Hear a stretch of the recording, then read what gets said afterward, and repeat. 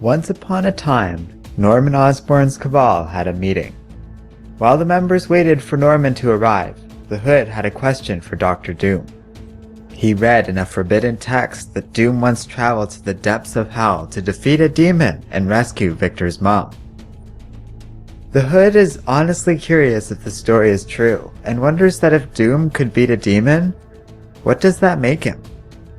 This talk annoys Victor to no end, and is not pleased that this fool dares speak of his mother. The other members of the Cabal were shocked, assuming that Victor just killed the man, but he just banished the Hood to India. He'd be back. In the present, a villain has captured Maria Hill, and plans to torture her for information. But he is approached by Victor Von Doom, who is not impressed by this buffoon's amateur antics.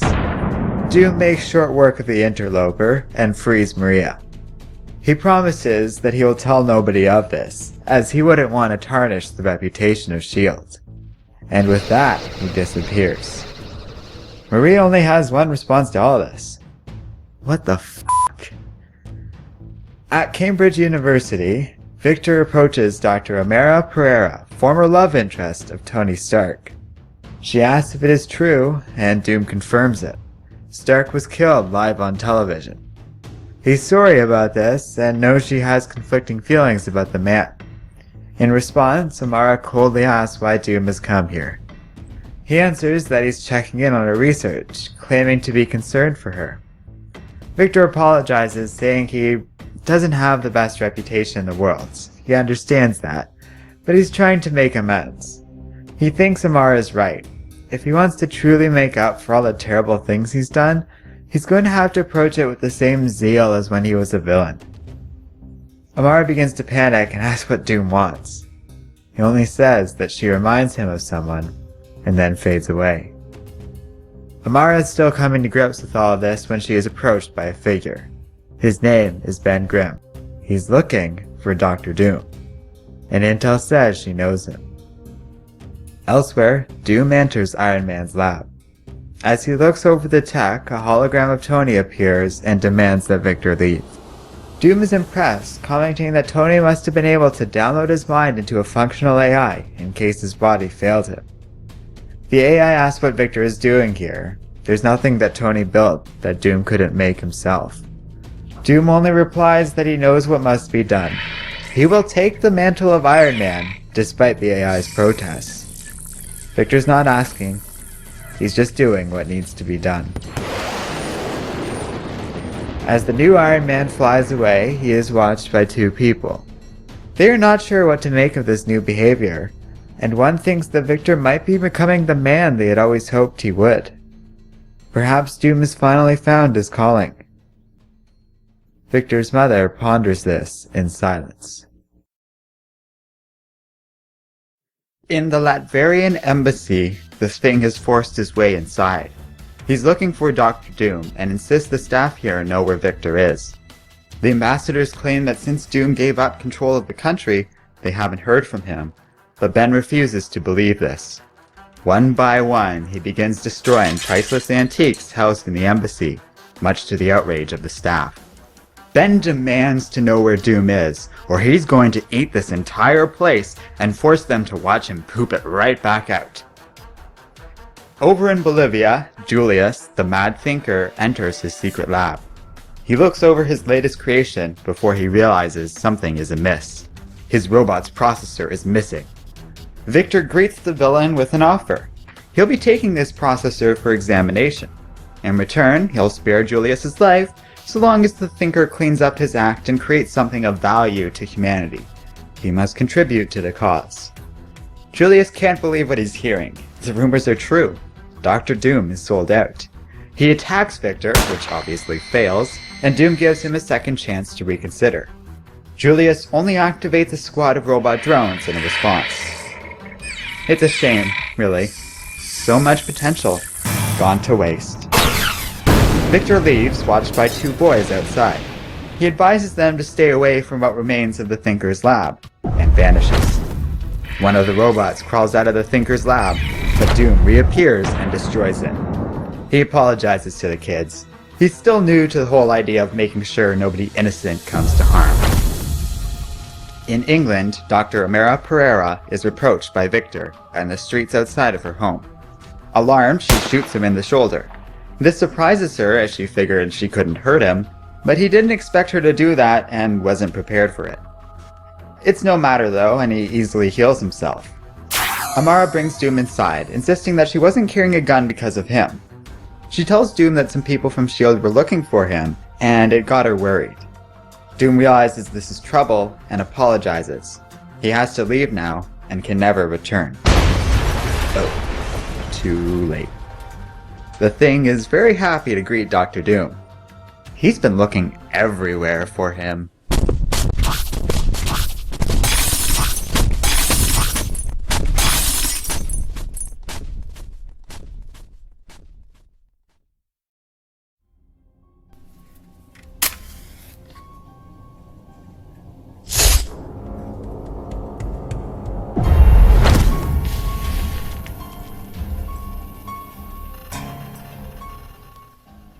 Cynthia, mother of Victor Von Doom, is called out of a trance.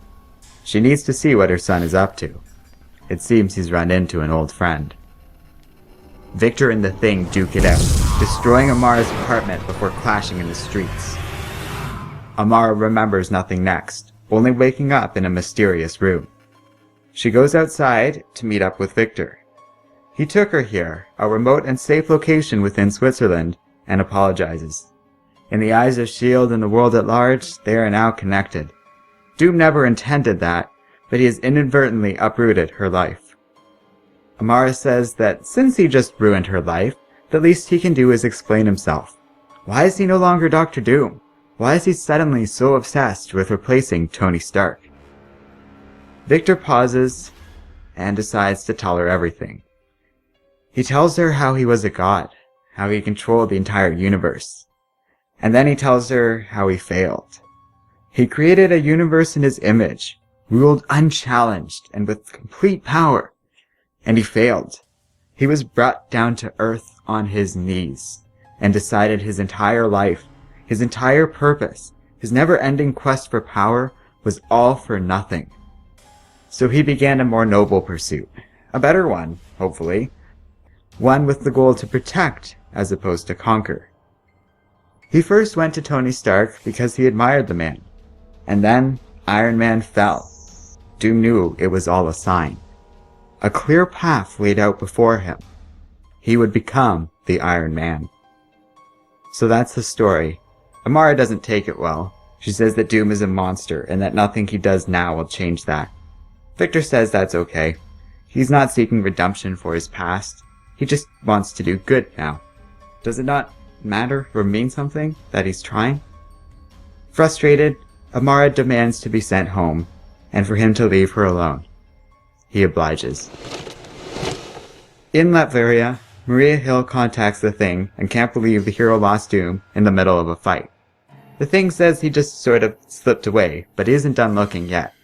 He figures that this place will shake out some answers one way or the other. As he finds Doom's lab, the Thing is alarmed as his rocky form begins to crumble. So this is the man that's been giving her son a hard time all these years. Such a naughty boy. On the S.H.I.E.L.D. helicarrier, Maria Hill endures an awkward call from her mother when the airship goes into lockdown mode. Dr. Doom is here. Victor calmly waits for Hill, refusing to speak to anyone else. Looking over the former villain, Hill orders her people to stand down. They question this, but Maria has them really look at their visitor just for a second. Does this man look trapped? Does he seem scared? He's not. He's in no danger. So she calls the lockdown off and listens to what Victor has to say. Doom explains that a phone call would have led to a full S.H.I.E.L.D. investigation, wasting valuable resources and time on behalf of the do-gooding agency. By dropping in, he may have caused a brief panic, but it was an effective way in getting Maria to talk with him without wasting anybody's time. Hill declares Victor is under arrest, which he finds amusing. He asks that she stop pursuing him, pointing out that he recently saved her life. He realizes that he never actually told her this, but he's on the side of heroes now. His rescue was supposed to indicate they don't have to worry about him anymore. Hill says that Victor is an international criminal, a wanted man. Saving a few lives, even hers, will not change that. Victor only responds by asking that she take Ben Grimm off his case. He also asks that they leave Dr. Pereira out of this. She has nothing to do with him and is innocent of everything. Hill hears this, but she persists that Victor is under arrest and she's not going to call Ben Grimm off. Doom only says that the thing will inevitably make things messy. He asks where Ben is now, and Hill claims she doesn't know. An agent speaks up, saying he's in Latveria. At these words, Victor takes off, and that agent is totally fired. And so Doom returns home. He remembers his country differently. It is in ruins now. Some children holding assault weapons jeer at what they believe is Iron Man, so he takes their guns and orders the kids to go to school. Their response is simple. What school? Victor then spies some armored men robbing civilians. He demands to speak to General Karadik. Victor arrives at a small base where a squad of Doombots attack him. Really, Doom is insulted. He programmed these robots. He created them. General Karadik emerges, demanding to know what Tony Stark is doing here. Victor says the general may not recognize the armor, but he will remember the voice. He calls out the general's failure. He left this man in charge of Latveria, and the man has utterly and completely failed. The general claims they're in a transitional period, and is quick to blame their former ruler for abandoning them. Victor is furious. The general agreed to peacefully make Latveria into a free state, and he has dragged his heels while the country has fallen into chaos. In the few seconds they have been talking, Doom has already vetted the perfect candidate to put together a proper and real government for this country, an academic named Angela Cror. The general should have done this on his second day in power. Karadik finds this all incredibly distasteful. Doom left. Victor says Latveria deserves better and orders the general to make things right. Angela Cror can fix things if he finds her. He then spies mystical energy emanating from his old castle, and asks Karadik who occupies it now. The general only says it is not them. Doom makes his way to his former lab. He finds Ben Grimm there, who tries to warn his old enemy, but Doom knew the second he walked in here. He greets his mother.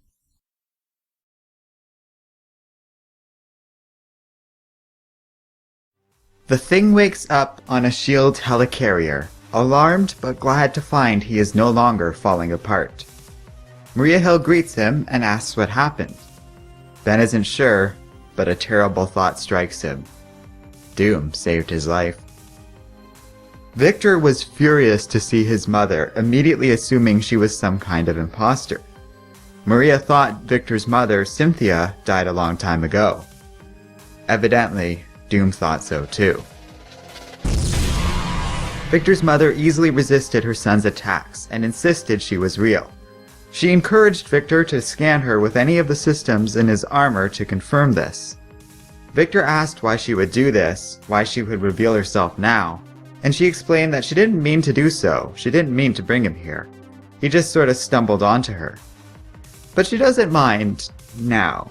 Up until recently, Victor was nothing but a source of shame, and she wanted nothing to do with them. She watched him fight and rage at the world, and wanted to scream, "This is not her son. He is a king, a man of science, who in her view, should be the sorcerer supreme of this realm." And finally, it's all changed. He's found a path to honor. He's trying, and it means so much to her. Victor asked what she is doing here, and Cynthia said she was here to protect him from monsters like this thing. Victor ordered her to release Ben, saying that if she wants to help, she'll let him go unharmed. Victor's mother pointed out that Ben will chase him to the ends of the earth, but Victor wouldn't hear of it. His mother obliged and restored Ben, and apologized, saying she wanted to approach him more carefully than this. Victor asked why. If she is so shameful of him over all these years, she never acted, she never talked to him or tried to stop him.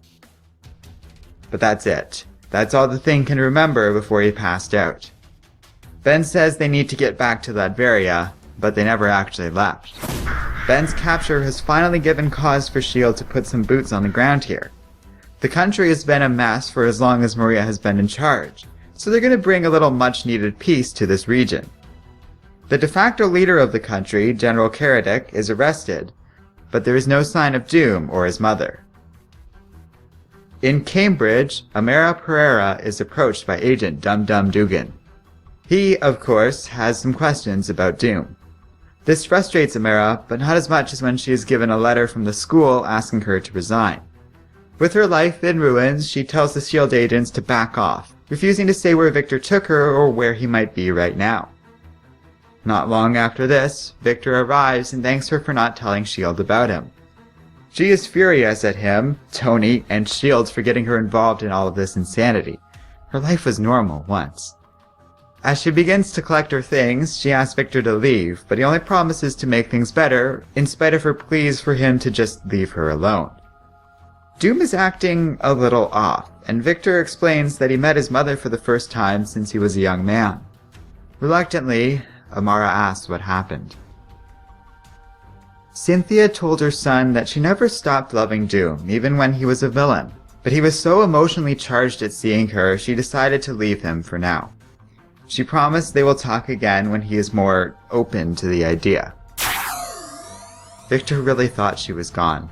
He saw her soul trapped in hell, and managed to free her a long time ago. Victor realizes now that the righteous path is much more complicated than a selfish one. He was a fool to think otherwise, and he understands that. Because of his naive behavior, he has ruined Amara's life. To this, Amara only says whatever he wants from her, he can't have it. But Victor sees that too. She says she can't fix him.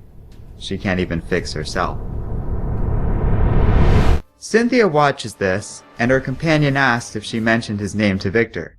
She tells him no, as she and her son didn't actually get much of a chance to talk. Her companion is proud of her just the same. This all couldn't have been easy. Cynthia thanks. Reed Richards.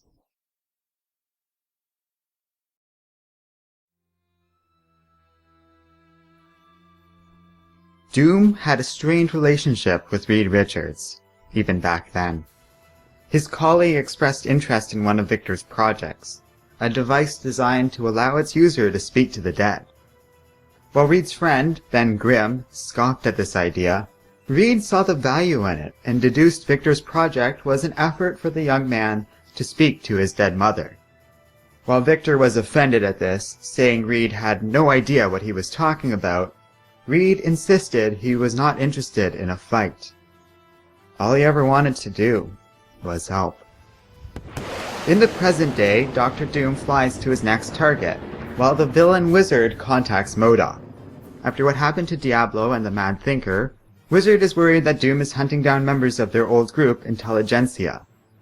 And though MODOK is skeptical of this idea, he suddenly realizes Wizard is right. So, MODOK's gonna go ahead and let Wizard handle this one on his own. The furious Wizard attacks, and Doom notes the villain has improved his glove's technologies. It's not enough, but Wizard was only using them as a distraction. And just like that, today became the best day ever for Wizard. While careening into the air, Doom remarks that Wizard managed to build anti-gravity technology immune to basic magic. He's gonna have to ask how the villain did that. Ejecting his boots, Doom nearly crashes into the ground. The whole stunt starts to get a lot of people's attention, but Doom and Wizard resume their battle just the same. Suddenly,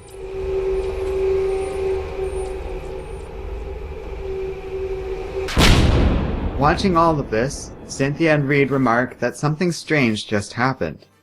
Victor just got distracted by something. Doom never gets distracted. Worried, Cynthia wants to talk to her son again, but Reed reminds her about their last encounter and points out it's likely to end the same way as it did the first time. On the ground, Doom is approached by the new head of S.H.I.E.L.D., Sharon Carter. Maria Hill is no longer with the organization, so any deal Doom may have had with her is null and void. Victor Von Doom is under arrest. Iron Man chastises Sharon, pointing out that he doesn't respond well to aggression, and more importantly, he's too powerful to be contained. As his armor reactivates, Doom decides to let Carter think on the subtext of this encounter. If she doesn't smarten up, next time Victor's just gonna end up talking to yet another frail woman who's in over her head, and refuses to admit it. In Chicago, Riri Williams hears news of the encounter with Doom, and tells her mother she has to go out. She has to get something.